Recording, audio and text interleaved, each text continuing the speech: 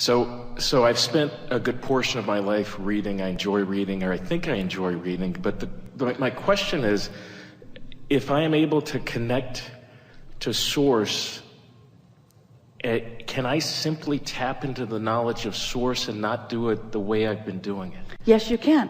2 things we want to say, 3, 4, 5, so many things we want to say to you about this. So let's say you're reading something and you want to tap into the knowledge of Source. Now this is really a fun thing.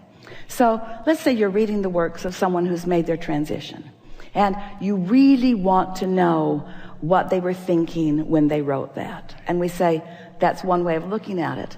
But wouldn't you really like to know what they're thinking now? Yes. About what they wrote then? Yes.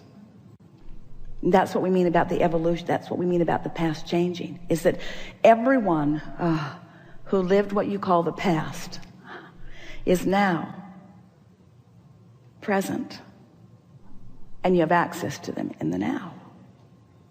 Did you hear that? In other words, they wrote about something that they were living from the vantage point that they were living. So much that has been written that you are now studying was written by someone not on the high-flying disc, maybe really on a disc of despair. And as you read what they wrote when they were there, unless you're on the disc of despair, you cannot really relate to who they were or what they meant. But what if you're on your high-flying disc while you read it, and they are on their high-flying disc because they're dead? And now the insight that you get is really rich and wonderful in your life experience now, you see.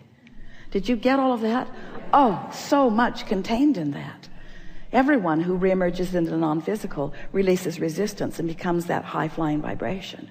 And they are really interested in everything that they were about, but they are now approaching it from the vantage point of how they are now. In other words, they don't have to wake up in the morning and reach for the high-flying disc. They never get off the high-flying disc. But when you take the time to rendezvous there, oh, the insight that you'll have, the clarification that they'll bring to you. Talk about reading between the lines. You'll know what they meant in a way that most cannot know. And you'll know what they now mean, and they can let you know what they learned from it and how they expanded from it. Yes. Really good. Something more? I think I'm good. Yeah.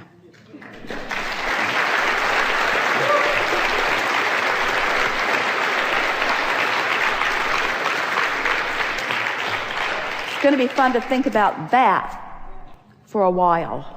Think about that. Let those non-physical co-creative partners help you understand that broader perspective, knowing who you are, knowing where you are, knowing who you really are vibrationally, knowing where you stand in relationship to it, knowing the path between where you are and where you want to be. Just giving you whatever you're ready to hear to lead you in the direction. And we so want to emphasize that it's the expansion, it's the path that it's all about.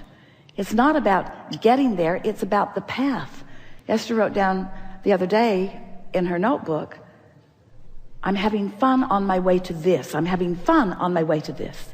Because when you decide that I'm flying high on my way to this, I'm flying high on my way to this, I'm flying high on my way to this, I'm feeling good on my way to this, I'm having clarity on my way to this, then there's no introducing of resistance to it. Not, I'm going slowly on my way to this, or I'm lost on my way to this, or I don't know what I'm doing on my way to this, or no one's helping me on my way to this, or where are the people that are supposed to be helping me on my way to this, or I'm not having fun on my way to this, or this sucks on my way to this. In other words, you get to decide what your attitude is on your way to, because while the manifestations are still future, the vibration of them is now. So if the future manifestation makes you feel the absence of it, and the absence of the future manifestation makes you feel lackful in your now you offer a vibration of lack, which gets in the way. It clogs the pipes. It opens pipes to what you don't want, while it disallows the pipes to what you do want. You getting the hang of this? So your point of power is right now. How you feel now. It's now. Now, at one point, Esther decided, well, maybe I could just explain a little bit of this to Luke right now.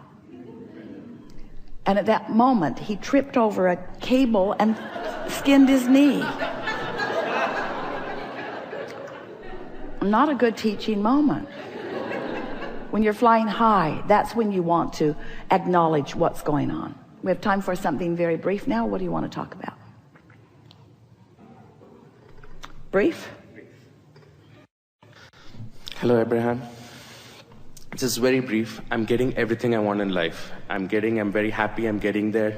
But I've grown with this thing that had this self-worth within me, that I have to prove myself to actually appreciate what I'm actually getting. And so I've tried a lot. Maybe you can soothe the need of self-worth. Yeah, brief. And Stop it. Okay. Good time for a segment. I create drama for that. Because I feel, okay, I've created this drama, I've proved my worthiness, and I'm fine. I'm no longer concerned about getting, I want to have fun along the way. I don't want to climb uphill to get it, but slide down to it. So.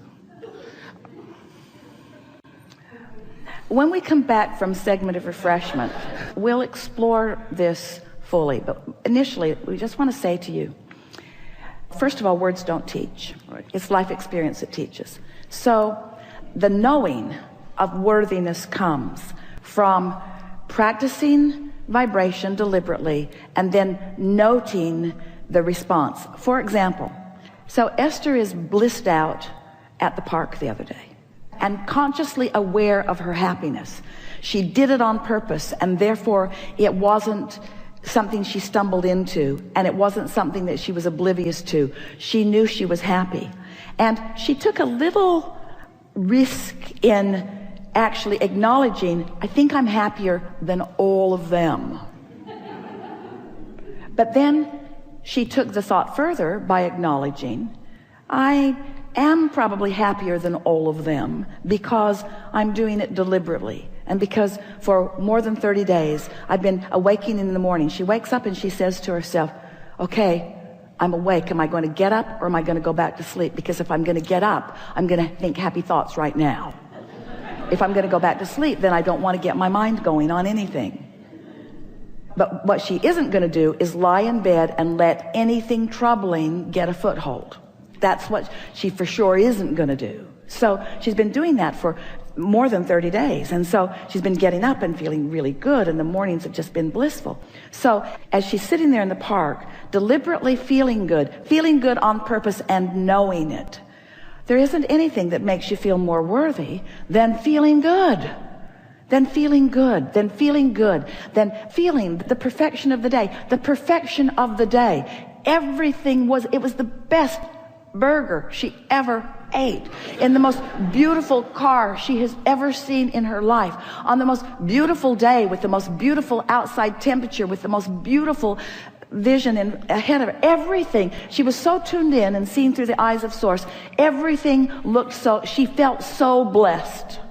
She felt so blessed. This moment in time is so amazing. And then she said, you know what would make it even more amazing? If I could meet other happy people who feel like I do. And boom, one gets out of the car and knocks on her window and reaches right into the car and praises her on her illegal U-turn.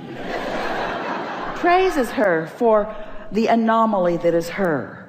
Praised her. So what we're saying to you is, get on the high-flying disc and let the confirming faculties of the environment around you just swoop in and reward you with the vibrational evidence of your worthiness. And when you say everything's going well, we believe it. And when you say things are going well and I'm noticing bit by bit by bit, I'm feeling my own empowerment. That's a feeling of worthiness. I'm feeling my own invincibility. That's a feeling of, I'm feeling my own control of my own experience.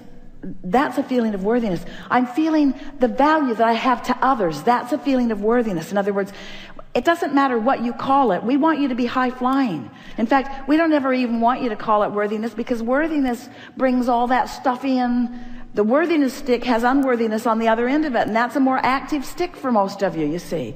So leave that word out for a while and start saying words like, I'm in the right place at the right time, and I love how thoughts are flowing to me. And Esther's been noticing, because she's been spending a fair amount of time sitting on her deck working on a new book with us. And so sometimes a thought will come, and the power of it will be such that she'll just have to take a break from it for a little bit and just savor it.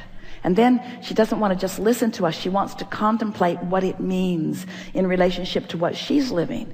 So she'll just sit there pondering it and just let those ideas waft over her and please her and soothe her. And then a hummingbird will come right to her face, right there, looking right in her eyes as if to say, you've got it, sister. You've got it, sister. You've got it, sister. She knows that hummingbird is punctuating what she's knowing and feeling in that moment. She knows that the hummingbird knows what she knows, and then it does loop-to-loops, 20-foot loop-de-loops, and then off it goes again as it's demonstrating the vortex and amplifying her worthiness, you see. It's all around you. You just got to look for it. Look for the worthiness where it is, and it's everywhere. But you've got to be in the vibrational frequency to see it, you see. You got to be in the frequency to see it. You're there. You're there, mostly. Mostly. Thank you, Abraham. Really good time for a segment of refreshment.